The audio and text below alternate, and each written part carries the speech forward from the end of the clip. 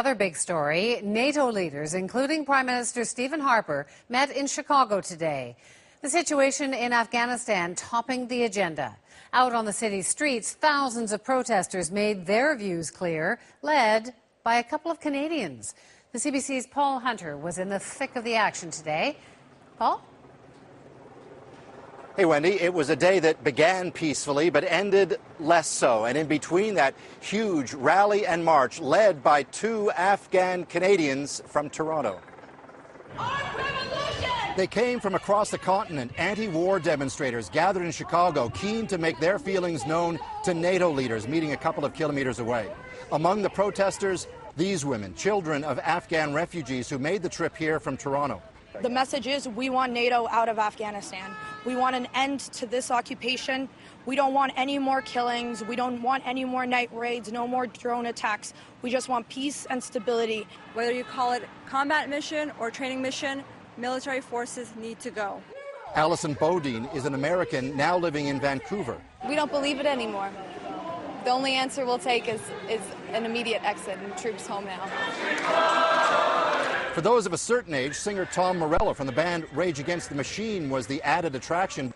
The message is... But for others, it was veteran civil rights leader Jesse Jackson who underlined when troops come back, they'll need help. When they come back home, they should have what? A guaranteed job, lifetime health care, education, and a place to stay. That's the right agenda.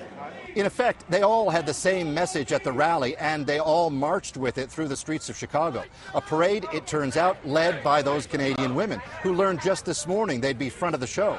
For more than an hour, they marched amid a strong police presence, loudly, and except for a few moments, such as this, they marched peacefully. Then, when they approached the closest they'd get to the NATO meeting, they stopped, and in an emotional throwback to Vietnam War protests, one by one, American war veterans introduced themselves, My name is Alejandro Villatoro. Then denounced the war in which they'd fought, Iraq, Afghanistan. They tore off their medals and tossed them toward the NATO meeting. Sorry. Representing Afghanistan, those women from Toronto. Afghans have had enough.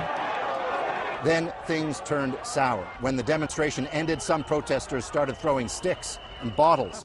Police batons came out. Police warned CBC to leave the area or face what they called the machine, a noise blaster meant to disperse crowds. Some protesters were detained as a kind of standoff drifted into the evening.